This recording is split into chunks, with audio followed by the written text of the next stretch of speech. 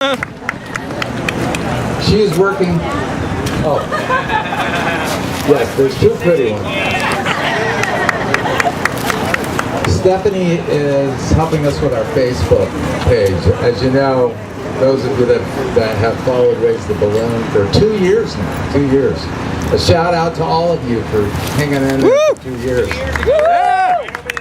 Yep. It was this lot that set the fire. Anyhow, here she is. Hi guys. Oh my goodness. Hi guys. Can you hear me back there? Yeah. Yeah? Good morning. Hi. It's good to see you. I'm so glad this many people came out today. This is wonderful. I haven't met all of you personally. I'd like to get around and meet you, but it's wonderful to meet you. I'm new to the neighborhood. I love this neighborhood. I want to stay in this neighborhood. And I want it to be something that we're all really, really proud of and something that we put together.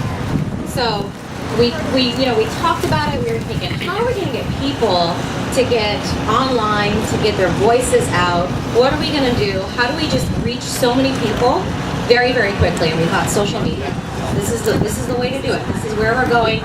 Social media. We can upload videos. We can upload news, and we can do it in the blink of an eye. So what we've done is we've developed the Facebook page, and we're trying to get people to get onto the Facebook page and like it. How many of you have Facebook? Can I ask? For those of you that don't, how many of you, your children have set one up for you, but you don't check it that often? Just one? Okay, thank you. A couple. All right. How many of you don't have Facebook? And use Nextdoor? A couple people use Nextdoor. That's great. So we still are posting on Nextdoor. That's not going away. For those of you that use Facebook, I can't stress this enough. Please get online. When you go to Facebook and you type in search at the top, you can search in Bay Park Boardwalk. You just type it in there, right there. And it's actually on the bottom of these Choose Our Snooze fact sheets. It has the Facebook site on here. You search it on there. When you get to the page, it just says like. It just says like the page. That doesn't mean that you're choosing a side. That doesn't mean that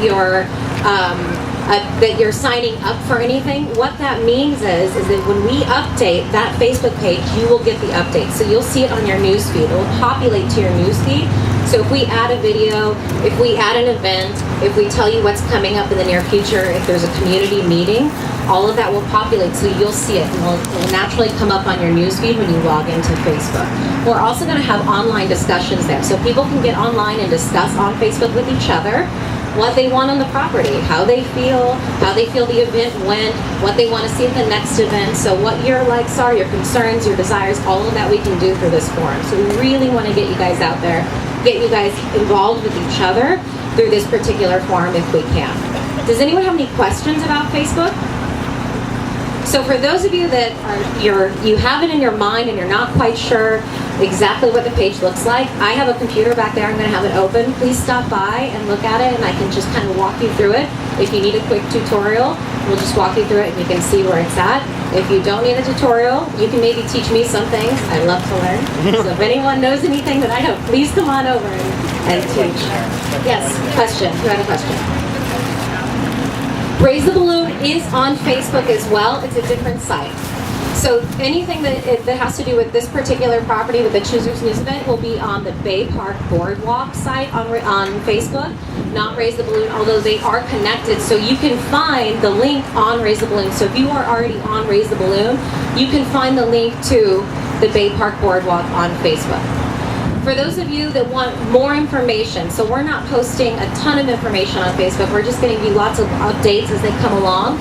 You can go to the website, which is buildbayparkboardwalk.com, and that's where we have so much information, lots of reading material. If you like to read, that's a good place to go, but that's where we've got also articles, we've got city plans, everything is there. So if you want to do some research, we've got it there for you at your fingertips. That's a good place to go as well. Any other questions? Yeah? You want to? Okay. Thank you, guys.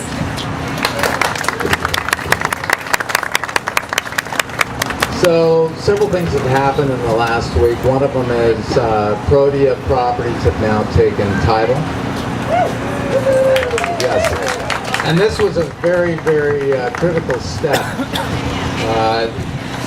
From our standpoint, RTD, we're looking, we would support any developer, by the way, that's working with the community and getting community input. So we're not playing favorites there.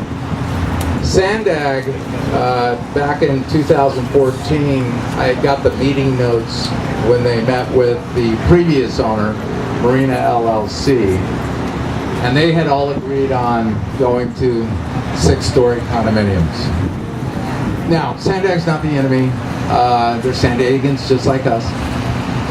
But the reality is they really want this to be all residential. The reason for that is they need to justify putting a station here. So the Claremont Drive station is going to be right across the street. We had a lot of issues from the committee, RTD, regarding public safety. One of the big ones is how are folks going to cross from this corner at Ingle all the way over Marina Boulevard?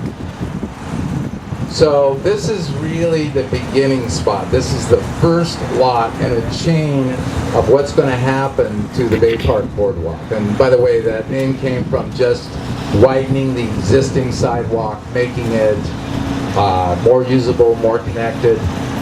We want to slow the traffic down. And I know everybody has a different side to this, different opinion, and that's great. That's what we should have. It's a democracy. But we're concerned about that public safety issue. And that's one of the things that this developer, Protea Properties, was willing to address immediately. The other thing is we had done, as you know, several polls, several community polls, one Trader Joe's poll, and we were trying to get from you what you want built on this site. So Trader Joe's was the winner in that. But that's not necessarily what is going to happen or needs to happen. We all know that Sprouts is coming in up and replacing Kills. So now we may have an opportunity for something that this site used to be. I've been around long enough to know, and I'm sure a lot of you did, we had JR's Restaurant.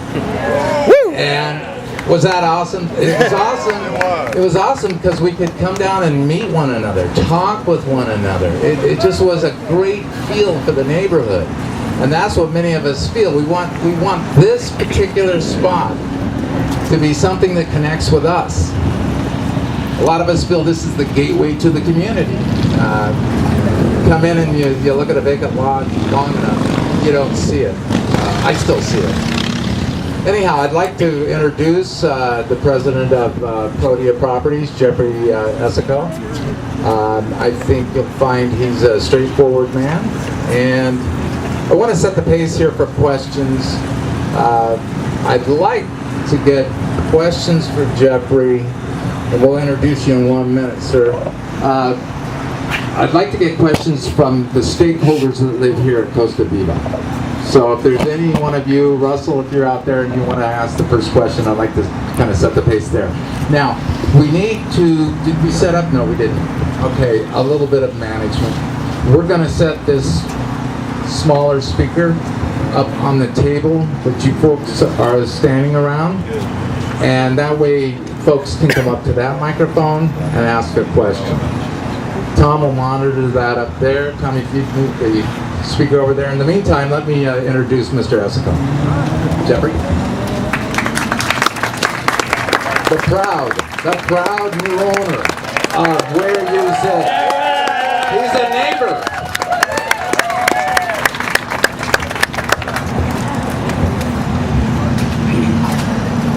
So once we get the system set up, we can start asking questions. Is there anything you want to say again?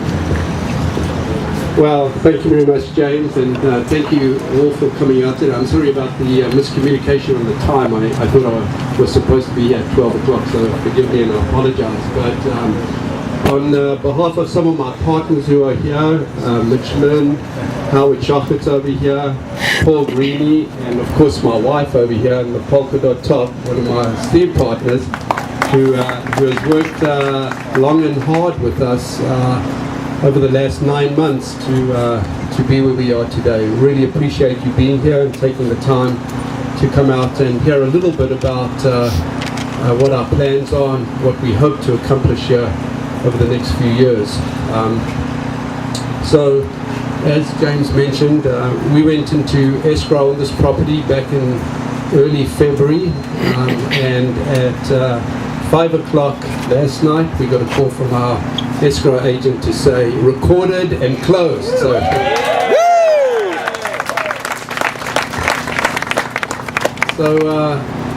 I think that kind of demonstrates to you our commitment to the site and to this project in light of the obstacles we faced in negotiating with, I will say, a very cooperative seller who worked very, very closely with us. We were facilitated, fortunately, with a wonderful agent, Kip. I know he's here somewhere. Kip, put your hand up. Our agent, Kip. And of course, our entire team, we worked tirelessly for the last 9 months. And so many people thought we wouldn't make it happen, but last night we celebrated at 5 o'clock as the new proud owners of the site. I think that I should just share with you a little bit about our vision. Our company, Protea Properties, has been around for about 20 years.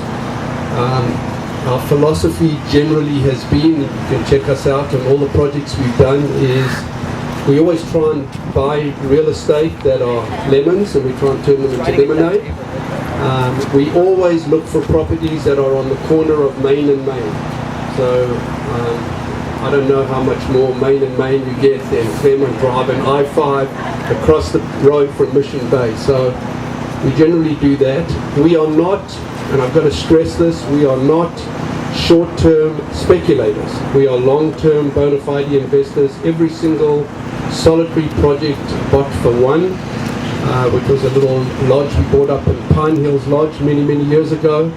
We keep all our real estate. We don't buy, develop and sell because we believe in the neighborhood, we believe in what we're doing, and we believe in long-term bona fide investing. So we do believe very strongly in that. If you look at some of our projects that we are extremely proud of, it's projects like Flower Hill Mall. I don't know if you know Flower Hill Mall, but we bought that 12 years ago, maybe 13 years ago, 14 years ago. Old, dilapidated 1970s centre, again in keeping with our philosophy, which was Main and Main. I don't know how much more you get Main and Main on the corner of Via de la Valle and I-5. And we redeveloped that. That was a classic example of another one of our philosophies is collaborative working with the community. When we bought that property, there were 7 homeowners associations, each consisting of several hundred homes within the homeowners association that opposed that project, thinking that we want this old 70s project. The movie theatre, Ultrastar, was a big hit in the community, also a 30-year-old movie theatre. But we worked diligently for many years with the community, and by the time we finished the project, 100% of the people supported it enthusiastically, willingly. Today we have truly a very vibrant, energetic mall that has attracted wonderful tenants like Whole Foods and Starbucks and Sharp Hospital and Chipotle and Core Power, and it's turned into a great centre. And as I say, today very passionately and enthusiastically supported by the entire community and all those 7 homeowners associations. Other projects include, I don't know how many of you know Rancho Valencia, another hotel that we bought 6 years ago. I was fortunate to team up with the Jacobs family on that project, and we renovated that, spent a year under renovation, repositioning the hotel, and just a couple of weeks ago we were ranked top best 50th resorts in the world. So that was a great kudo for us. Thank you.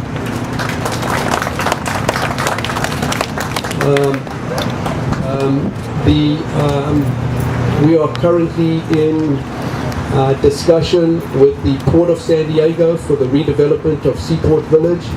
And for those of you who know Seaport Village, it's a been a wonderful establishment for many years.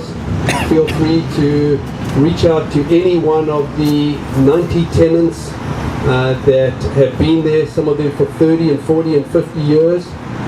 And they'll tell you that of the 6 developers that were shortlisted on that project, we were selected for exclusive discussions, and primarily because the retail community was so important to us. Some of those people have been there, as I say, 30 and 40 and 50 years. That's very important to us.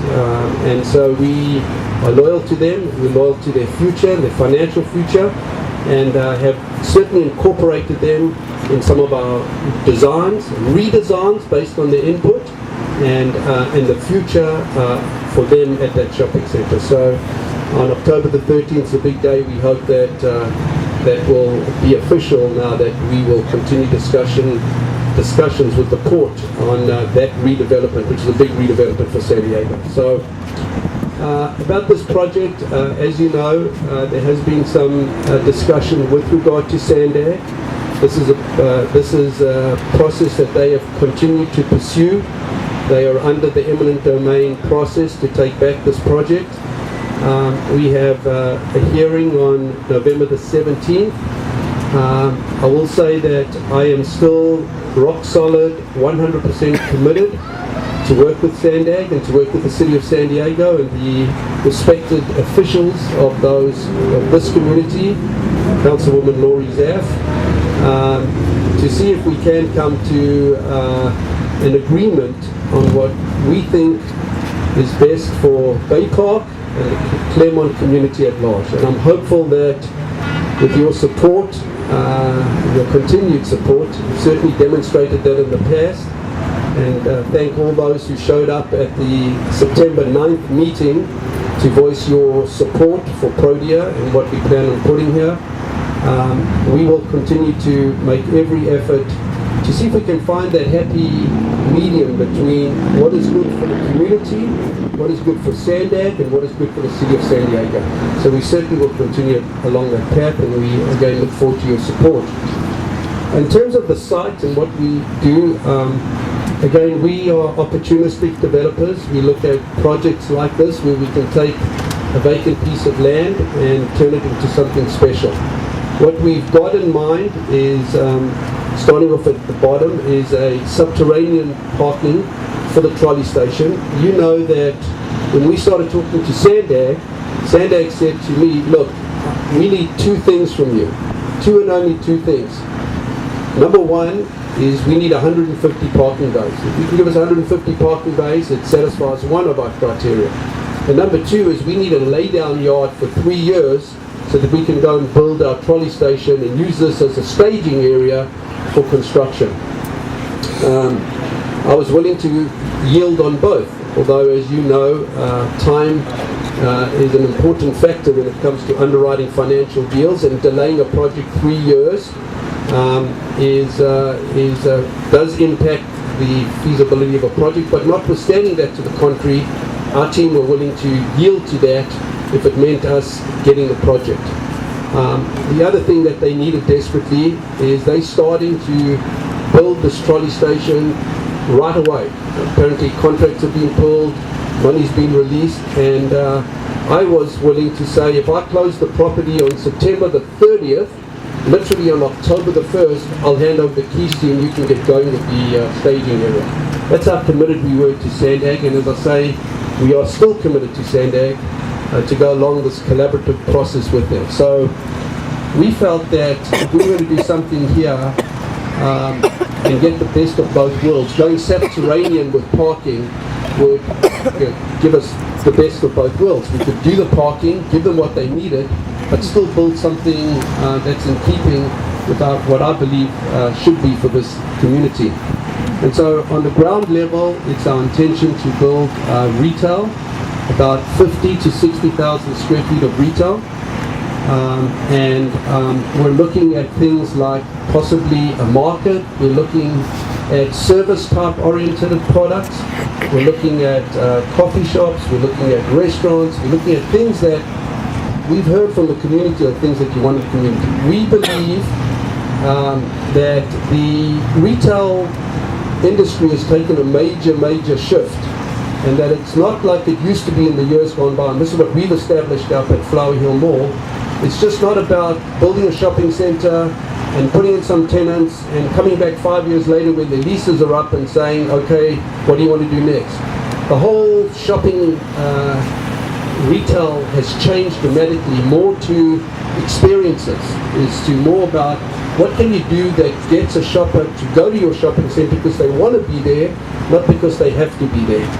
So whatever we're doing as we're working through this process and evaluating and doing our marketing and due diligence experience, we're trying to figure out what is it that will bring people to the shopping center because they want to be here, because it's a cool place to be.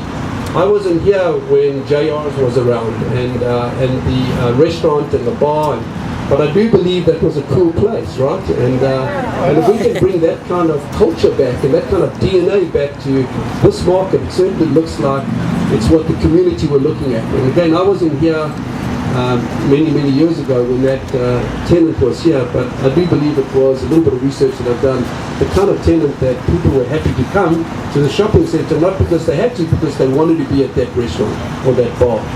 So we then plan on doing retail downstairs. Again, we think service is a very important thing, things like Core Power, fitness centers. We work very well with Core Power.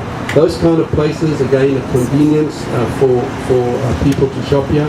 On the second floor, we plan on doing apartments, market rent apartments. We think there's this whole new concept in apartments. I don't know if you read about it in the newspaper yesterday. There are the highest demand for apartments today are studios, right? I don't know if you saw that yesterday in the paper. There are only 10,000 studios in San Diego as opposed to 70,000 one-bedroom and 80,000 two-bedroom. And by far and above, the greatest need and demand is for studios. So maybe that's something we think, maybe not, maybe it is, maybe it's not, I don't know, but it's certainly will be part of our due diligence. So concept is to build between 30 and 40 apartments above the retail. There might be some second floor office or second floor service type retail, like maybe escrow offices or some other kind of services. So that's the concept about what we're planning on doing on the site. As I say, we are a bazillion% committed to hearing what you have to say. I've had the opportunity to walk around and meet several people from the community and listening a little bit to what they had to say, but forgive us because our 100% focus this last 9 months has been to get the deal to where it was at 5 o'clock last night, working with Sandag, working with the community and working with the seller to get us the ownership, and I think that's where we are today. So with that in mind, again, I thank you for all being here, for all supporting this. It's a great community, and I'm sure hopeful that we can be sitting here in a couple of years' time with a bottle of champagne and breaking ground to say that we finally made it happen, and it was because of our collaborative efforts.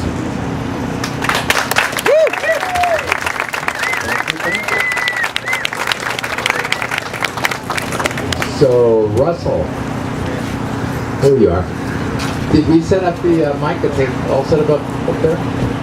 Yeah, if you would. So, anyone who would like to ask questions, please do. And we've got the second mic set up over here. I've got one. But hang on, we're gonna kind of try to be organized here. So if you